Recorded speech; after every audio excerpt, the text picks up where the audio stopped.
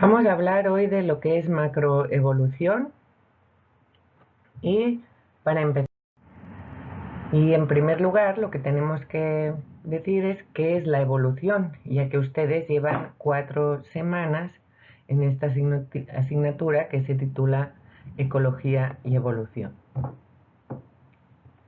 La evolución al final es una serie de cambios de condición, ¿no? Cambios corporales o cambios en el fenotipo de organismos que tienen lugar a lo largo de varias generaciones, y lo importante es que estos cambios conllevan cambios en el genotipo o en el contenido genético de los organismos. Por tanto, se pueden heredar, son transmisibles a la descendencia. Si se producen cambios fenotípicos que no implican al contenido genético, no son cambios evolutivos que se vayan a transmitir a otras generaciones. El proceso de evolución, además, bueno, con todo lo que conlleva, ha dado lugar a toda la diversidad de organismos que encontramos hoy en día en el planeta. Esto, si ha sido de forma gradual o no, pues según la teoría y campo en que nos fijemos, será de una manera u otra.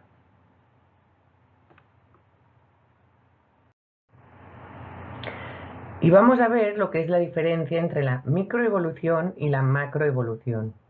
Ustedes hasta ahora han venido estudiando mecanismos de microevolución, mecanismos que aumentan o disminuyen la variabilidad genética dentro de una población. Y para eso tenemos que tener claro qué es una población o dentro de una especie. Una especie son organismos que se pueden reproducir entre ellos dejando descendencia fértil. Una población son estos organismos de la misma especie que conviven en un lugar y en un momento determinado y se reproducen entre ellos, ¿no? Entonces, dentro de una especie puede haber varias poblaciones. Les puse el ejemplo del elefante. Podemos tener elefantes distribuidos del elefante africano por toda África, pero puede haber un grupo que esté situado en Botswana y otro grupo que esté situado al norte, más al norte, no al norte de todo, pero más al norte del continente. Son organismos que eventualmente, ¿no?, son de la misma especie y eventualmente, si se llegan a encontrar, porque uno de los dos grupos se mueve y coincide con el otro, pueden reproducirse entre ellos, pero normalmente viven separados. Constituyen dos poblaciones distintas. Están cada población en interacción. Entonces, la microevolución de lo que trata es de los cambios en las frecuencias alélicas, frecuencias de alelos distintos dentro de la misma especie, ¿no? Como estos cambios de frecuencias de alelos, debido a presiones ambientales o por el mecanismo de selección natural y toda la serie de mecanismos microevolutivos que vieron la semana pasada y creo que la anterior, generan, ¿no?, una variabilidad genética dentro de una especie. En cambio, la macroevolución lo que analiza es los cambios evolutivos a nivel de especie o a nivel superior. Es decir, en la jerarquía de la taxonomía, ¿no?, donde, ¿no?, se agrupan los organismos de acuerdo de la filogenia con un ancestro común, ¿no?, pues las separaciones que se dan entre especies, entre géneros, entre familias o superior, son lo que estudia la macroevolución.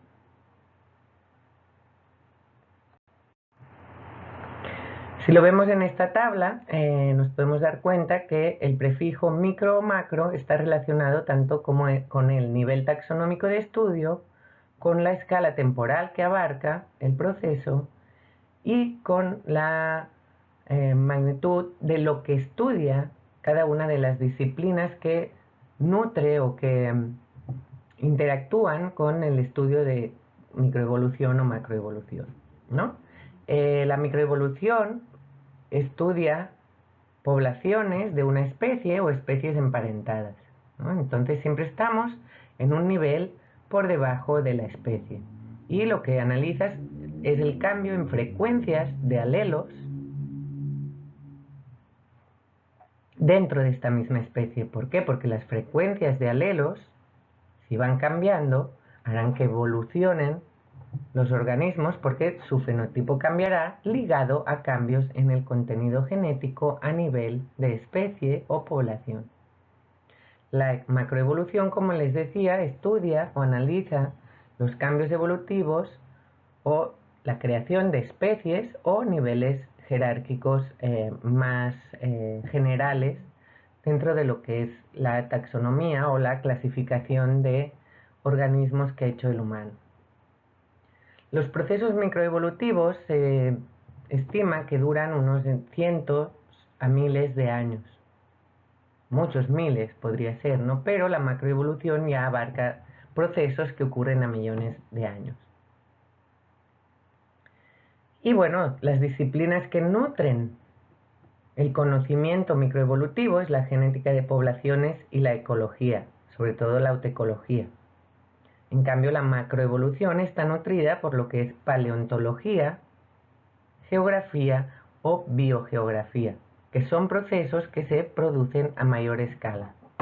La geografía, por ejemplo, estudia la distribución de los organismos en el planeta.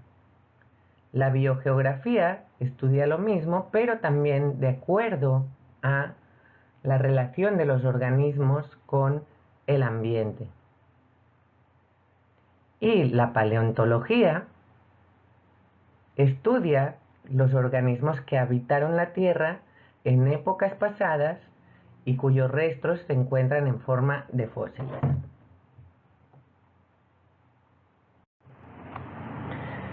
Entonces, ya que estamos hablando que estamos por encima o por debajo del nivel de especie, vamos a definir lo que es una especie. Y vamos a definirlo de acuerdo con la definición biológica, puesto que las especies se pueden definir una especie se puede definir de unas formas muy distintas según la ciencia que la esté analizando y los objetivos que tenga, ¿no? Entonces, el humano, aunque lleva hablando de especies un montón de años, todavía no se ha puesto de acuerdo en un solo concepto de especie, sino que cada persona, según su disciplina, la concibe de una manera u otra.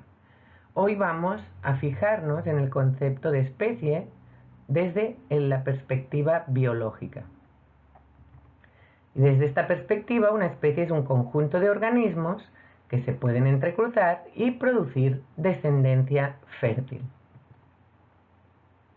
Como les decía, una misma especie se puede encontrar en poblaciones separadas, que eventualmente pueden coincidir y reproducirse entre ellos dejando descendencia fértil. Las especies comparten entre sí muchas características, los individuos de la misma especie comparten características morfológicas. ¿Esto qué significa? Que tienen formas, a grosso modo, muy parecidas. Como por ejemplo el ser humano, ¿no? Nosotros podemos distinguirnos unos de otros de una forma bastante fácil, ¿no? Hay una variabilidad, pero las características morfológicas básicas son similares. Tenemos en general 2 pies, 2 manos, 2 ojos, cejas encima de los ojos, la nariz entre las cejas y un poco más abajo, tenemos un intestino grueso, uno delgado, etcétera, etcétera. ¿Por qué? Porque evolutivamente somos muy cercanos unos de otros y porque hay un recambio genético entre organismos de nuestra especie. Los organismos de una misma especie también comparten el nicho ecológico, que es decir, que se relacionan con el medio de una forma similar. Por ejemplo, los organismos de una misma especie, casi todos se alimentan del mismo alimento. Casi todos habitan, si fueran aves, ¿no?, el mismo estrato dentro de un árbol, ¿no? Unos están encima de la copa, por ejemplo, otros pues están siempre cerca del tronco. Comparten también los organismos de la misma especie un hábitat. ¿Esto qué significa? Que comparten o sea, habitan normalmente en características ambientales o del entorno similares. Por ejemplo, todos los organismos de la especie pingüino emperador habitan en ambientes fríos con una temperatura máxima, pongamos, no sé, me lo estoy inventando, pero de 20 grados, con una mínima de menos 40 o menos 60. Todos habitan en zonas donde hay agua salada en el entorno y donde hay hielo, etcétera, ¿no?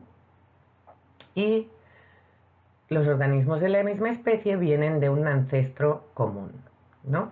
Todos evolucionaron a partir del mismo organismo precursor. O la misma especie precursora, mejor que organismo. Entonces, el hecho de que una especie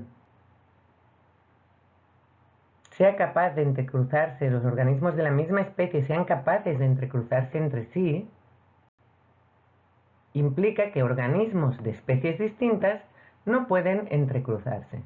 Entonces, cada especie está aislada reproductivamente de otra especie. No puede compartir material genético con otra especie y transmitirlo a la descendencia. Esto es lo que se denomina aislamiento reproductivo.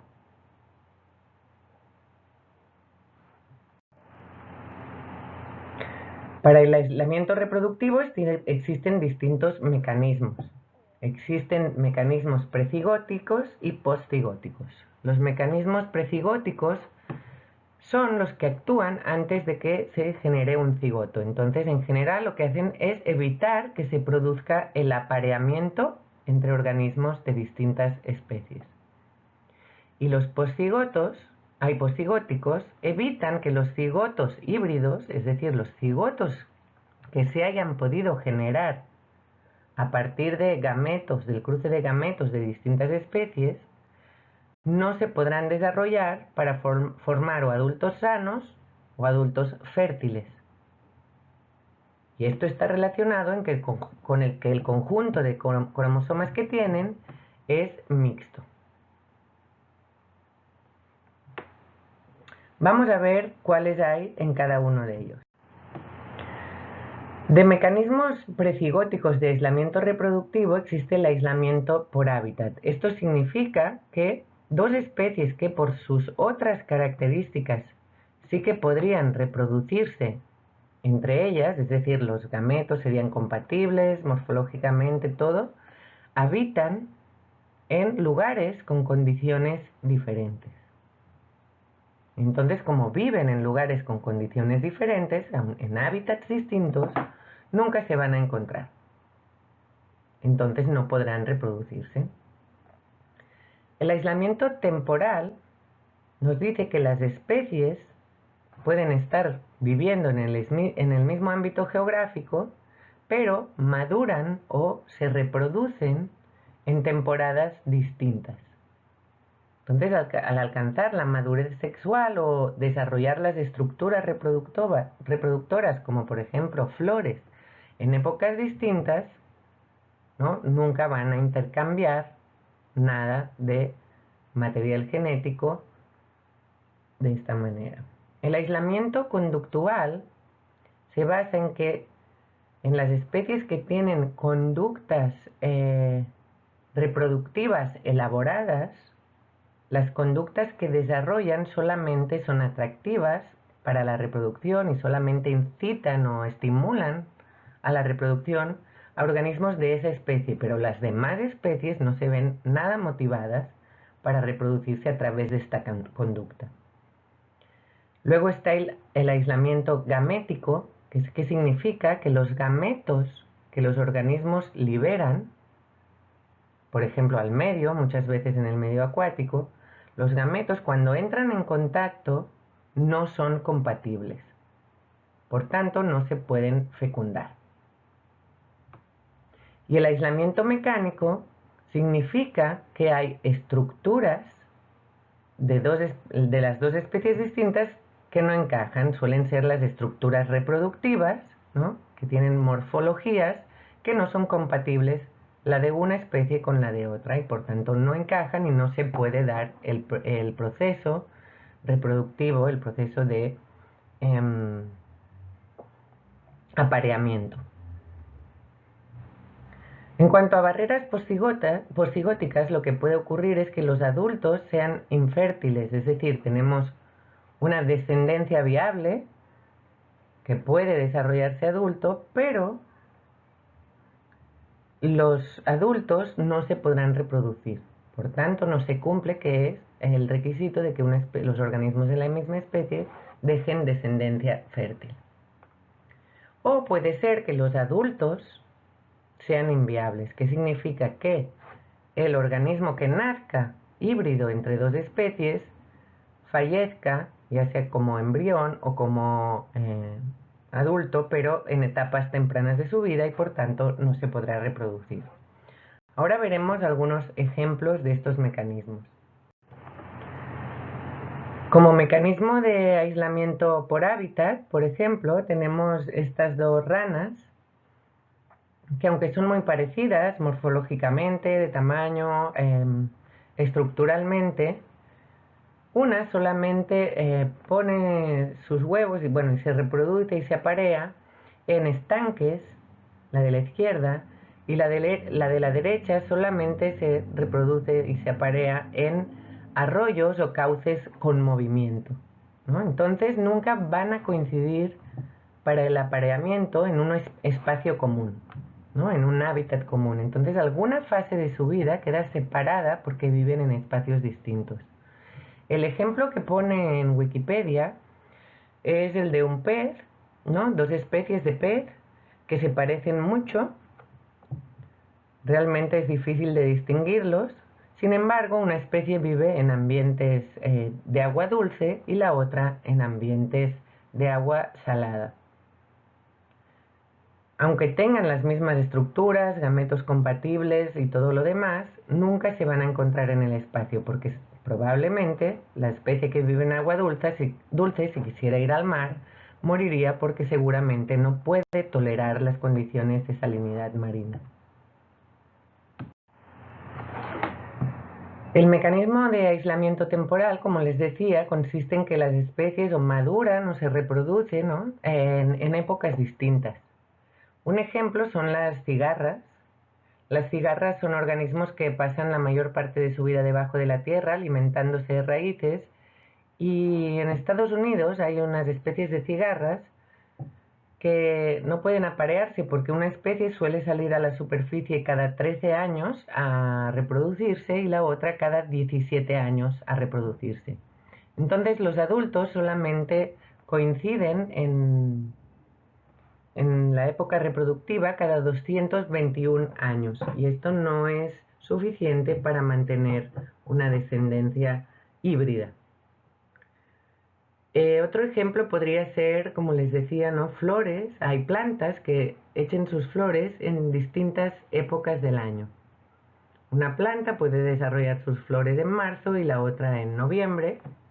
Aunque fueran compatibles, ¿no?, los gametos de las plantas, aunque el polen pudiera juntarse y dar lugar a una semilla fértil, como no coinciden en el tiempo las flores de una especie y de otra, nunca se va a encontrar este polen. Entonces ya no se van a reproducir entre ellas estas dos especies. Entonces ya vemos que es especies distintas porque no se entrecruzan entre sí.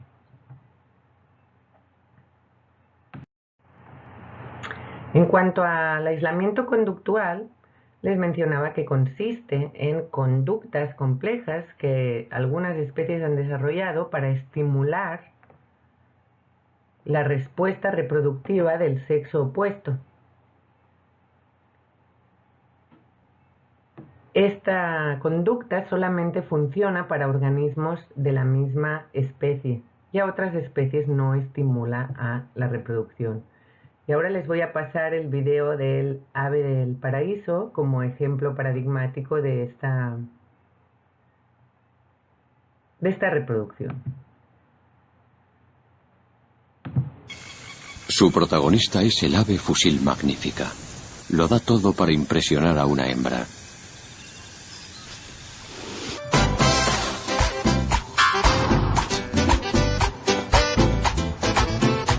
¡Vamos a ver!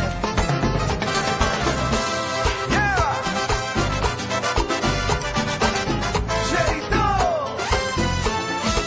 Ella quiere un pedazo. Yo le digo que no, que no, que no, que se lo doy entero. Ella quiere un pedazo.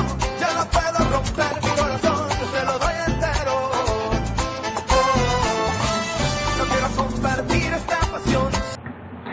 La conducta de esta ave solo puede ser recibida, recibida y percibida como un estímulo reproductivo por el organismo hembra de esta misma especie.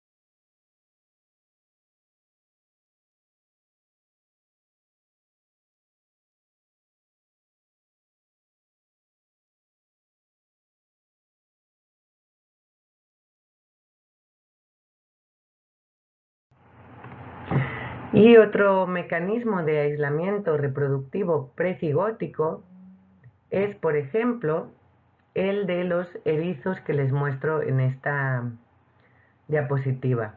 Está la especie de erizo rojo y la especie de erizo púrpura. En el mar lo que ocurre es para muchos organismos, aunque sean bentónicos o de estos que viven pegados al sustrato, liberan sus gametos al agua, ¿no? Bueno, ocurre también en peces y en muchos invertebrados, ¿no? Las hembras liberan los óvulos, los machos el esperma, y en el agua los gametos se encuentran y se fecundan, dando lugar a los huevos que normalmente flotan en el agua. De ahí sale una larva que también va por el agua, y si son organismos, como les decía, que viven anclados al sustrato, estas larvas en un periodo determinado se aposentan sobre el lecho y se convierten en juveniles y adultos.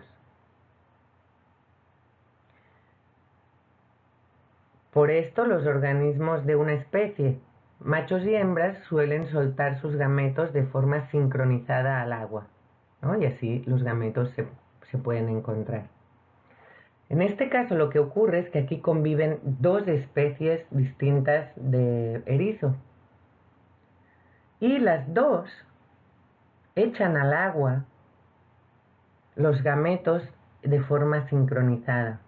Sin embargo, los gametos del erizo rojo no son compatibles con los del erizo morado y a la inversa, ¿no? Entonces, no vamos a tener híbridos y cada especie se mantiene separada. Si un gameto de un óvulo de un erizo rojo se encuentra con un esperma de erizo púrpura o erizo morado, no van a poder, no va a tener lugar la fecundación. Finalmente, existen mecanismos de aislamiento mecánico.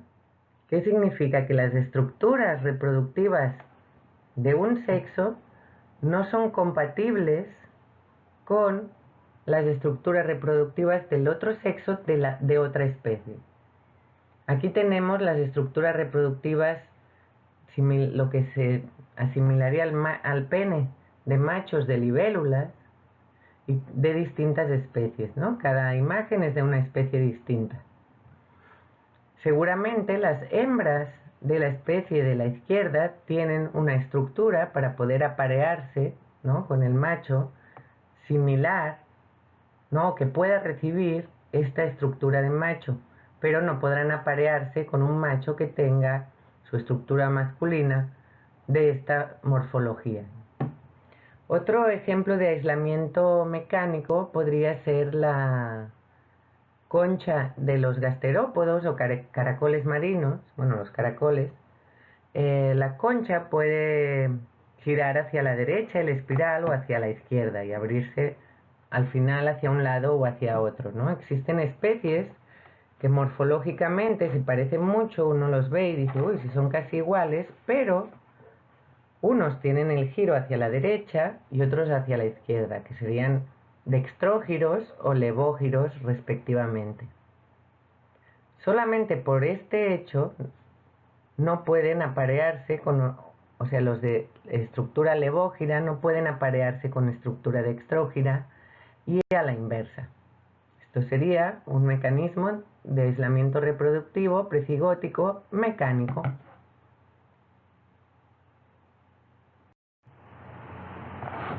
En cuanto al aislamiento reproductivo postigótico, puede ser que dos especies puedan reproducirse entre ellas, pero la descendencia que dejan no es fértil.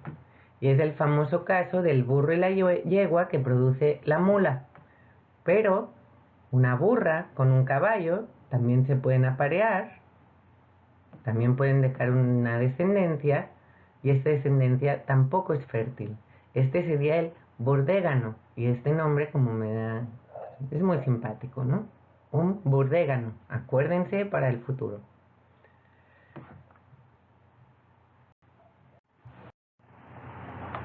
Y otro mecanismo postigótico es que los híbridos de dos especies sean inviables.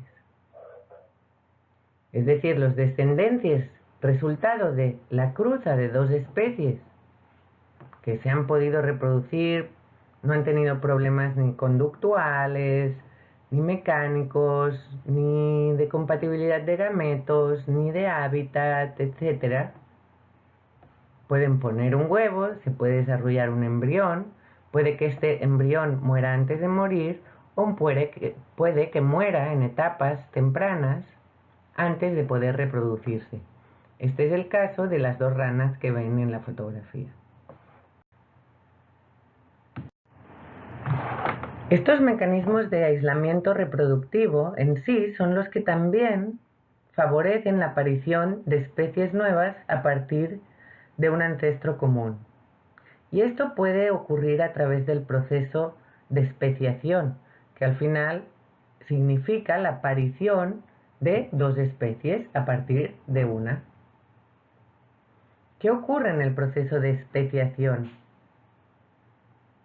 Las especies, por distintos mecanismos, los organismos de una especie pueden acumular diferencias en su composición genética a lo largo de generaciones. Si de esta especie se genera dos grupos que van divergiendo fruto de cambios en su contenido genético, cuando estos cambios en su contenido genético afectan rasgos reproductivos que no les permiten después reproducirse entre sí, ¿no?, tenemos lo que es dos especies nuevas. ¿Sí? Es decir, el contenido genético de unos cuantos organismos de una especie empieza a evolucionar por una vía a través de unas presiones selectivas y una forma de responder a estas, y otro grupo de la misma especie evoluciona por otro camino. Cuando difieren genéticamente y estas diferencias afectan a la posibilidad de que los organismos se reproduzcan entre sí, quedan aisladas reproductivamente y ya son dos especies distintas, porque recuerden que para ser una especie el requisito es que se puedan entrecruzar y dejar descendencia fértil.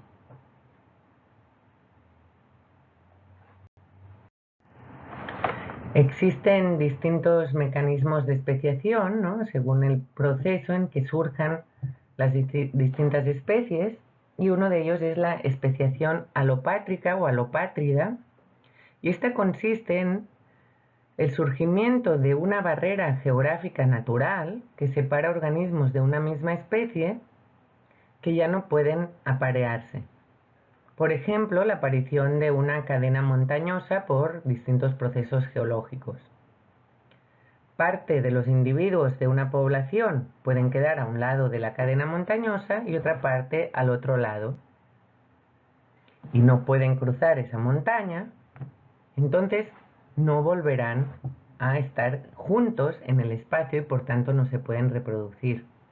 Si a ambos lados de la barrera geográfica surgen presiones evolutivas diferentes, a lo largo del tiempo evolutivo puede que estos organismos evolucionen en distintas direcciones para responder a las condiciones o a las presiones evolutivas diferentes o como respuesta. Si las respuestas finalmente inciden sobre la posibilidad de apareamiento, ¿no?, las especies ya habrán quedado por siempre separadas y no se podrán aparear.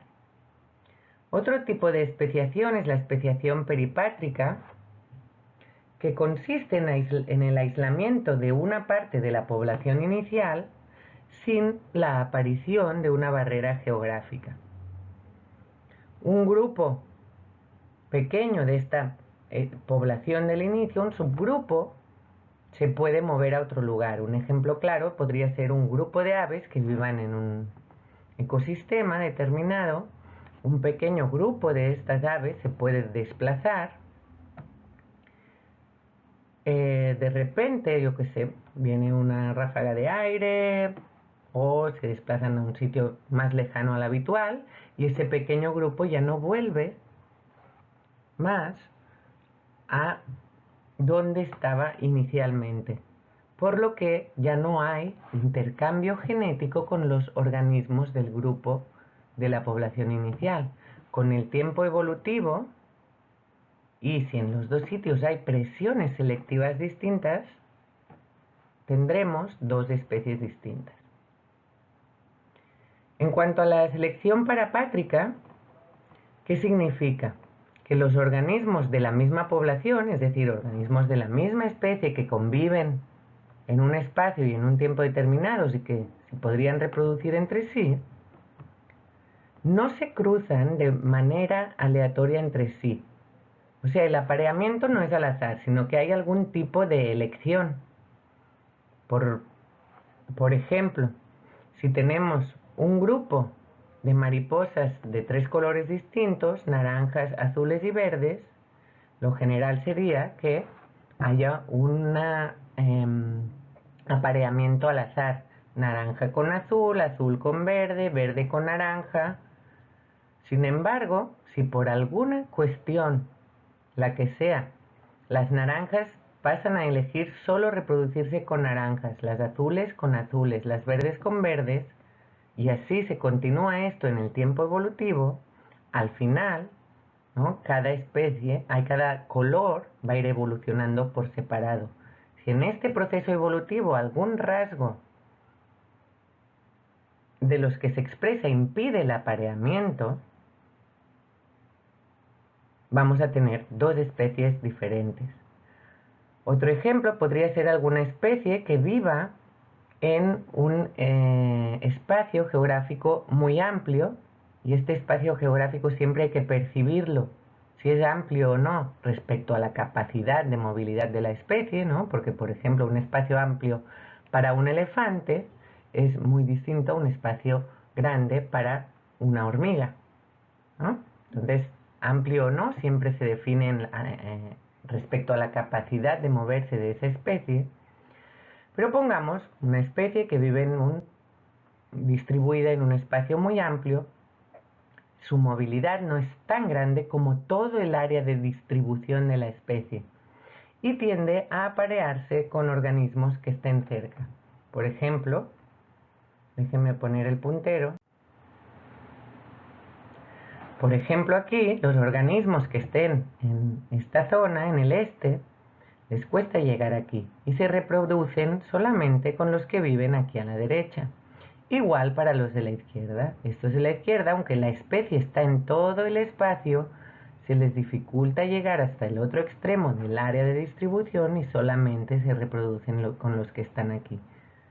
A la larga, si esto se perpetúa y si las presiones ambientales son distintas aquí que aquí, pongamos que aquí hace más calor y aquí menos calor, donde están los verdes, obtendremos especies distintas. Por ejemplo, las especies donde hace calor puede que desarrollen estructuras o mecanismos para perder calor, para no captar tanto calor, etcétera, etcétera. Si este mecanismo incide en la posibilidad de aparearse y reproducirse con otra especie, con organismos de la misma especie, pues ya tendríamos dos especies separadas. Y finalmente está la especiación simpátrica. Esta especiación se da por especialización ecológica. ¿Qué significa? Cuando en una misma población, es decir, los organismos de una misma especie que viven en un sitio determinado, sufren o están sometidos a distintas presiones selectivas que van en direcciones diferentes, los organismos, unos cuantos responderán de una manera a una de las presiones selectivas y otros responderán de otra a la presión selectiva, ¿no? Esta respuesta distinta a la presión selectiva hará que vayan evolucionando de forma diferente porque estarán interactuando con el medio de forma distinta.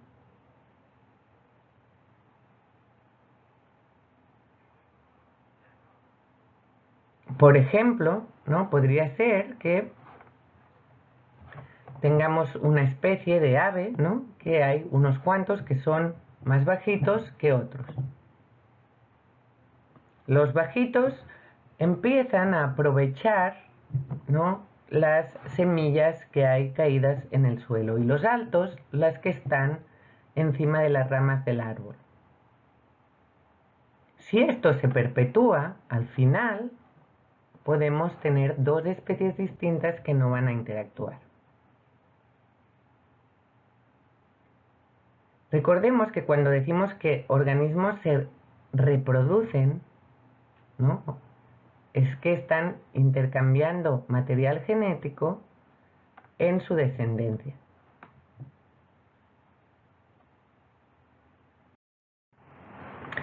Aquí les pongo un ejemplo de especiación alopátrica, ya que ustedes van a tener que poner un ejemplo en su tarea de hoy.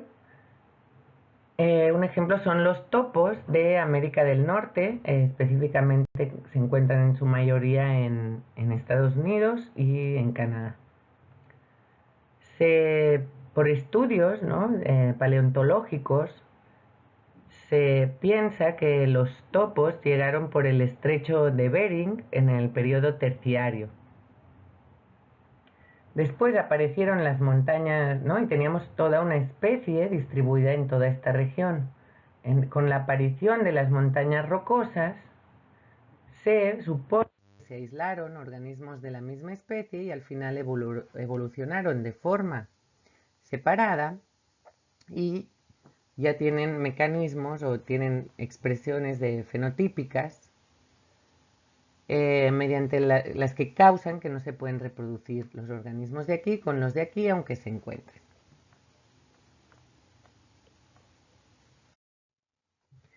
Finalmente existe el mecanismo de especiación por poliploidía, que es un mecanismo que se da sobre todo en plantas, ya sean acuáticas o terrestres, en vegetales acuáticos o terrestres, algas o plantas superiores. La poliploidía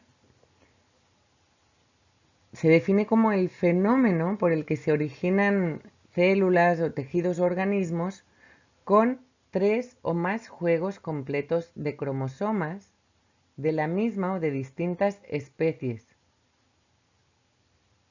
o con 2 o más genomas de especies distintas. Puede ser que se dé la autopoliploidía, y si vemos este dibujo que les puse aquí, imaginen un organismo diploide con un número cromosómico de 4 cromosomas, ¿no? Cuando hay la división gamética, bueno, para crear gametos, ¿no? La división debería crear organismos con, por ejemplo, un cuadrado y un rectangulito. Si no se produce la separación de homólogos durante la división, tendríamos un organismo con unas gametas con 4 cromosomas. Si se fecundan, tendremos al final un organismo tetraploide, es decir, con 8 cromosomas finales. Otro caso es la alopoliploidía, cuando organismos de distintas especies, por eso es alo, no es auto, ¿no?, comparten material genético y incrementan su número de cromosomas. Supongamos que un organismo diploide separa bien sus gametas, tendríamos este caso de la derecha. Otro organismo diferente, pongamos que tiene este contenido de 6 cromosomas y pongamos que este organismo en la división celular no hace bien su división. Cuando se quiera aparear con este otro, al final obtenemos esta combinación más grande. ¿Qué obtenemos? Un organismo infértil porque no hay un correcto apareamiento de cromosomas. Sin embargo, si este organismo ahora se quiere aparear con este, sí podrían tener descendencia. Otra manera de verlo es así. Tenemos una planta diploide, hay un error en la meiosis, seguimos teniendo gametos pero son diploides que al fecundarse generan una planta tetraploide. En el caso de la alopoliploidía, la planta diploide se puede juntar con una planta tetraploide, por ejemplo. Los gametos de uno son haploides, los del otro son diploides. Cuando se juntan, dan descendencia triploide o inviable o estéril. Esto es todo lo que les quería decir por hoy. Y bueno, como resumen un poco, ¿no?, ya hemos visto que la microevolución y la macroevolución son distintas porque tienen enfoques a diferentes escalas taxonómicas y temporales, y por eso inciden con distintos tipos de disciplinas. Hemos conocido el concepto de especie biológica y de los mecanismos que mantienen a las especies distintas aisladas reproductivamente entre ellas. Esto es el aislamiento reproductivo, y este aislamiento también es el que puede o debe generarse para la generación o la creación o la aparición de dos especies distintas, que sería el mecanismo de especiación. Cuando organismos de una misma especie se separan y de alguna manera empiezan a evolucionar por separado, puede llegar a un punto que algunos de los rasgos que evolucionen de forma distinta sean rasgos que pueden permitir o no la reproducción entre estos organismos. Si la reproducción queda limitada, ¿no?, hablaremos de que hay dos especies distintas, se ha producido la especiación. Y ya vimos que hay distintos mecanismos de especiación que ocurren de manera diferente.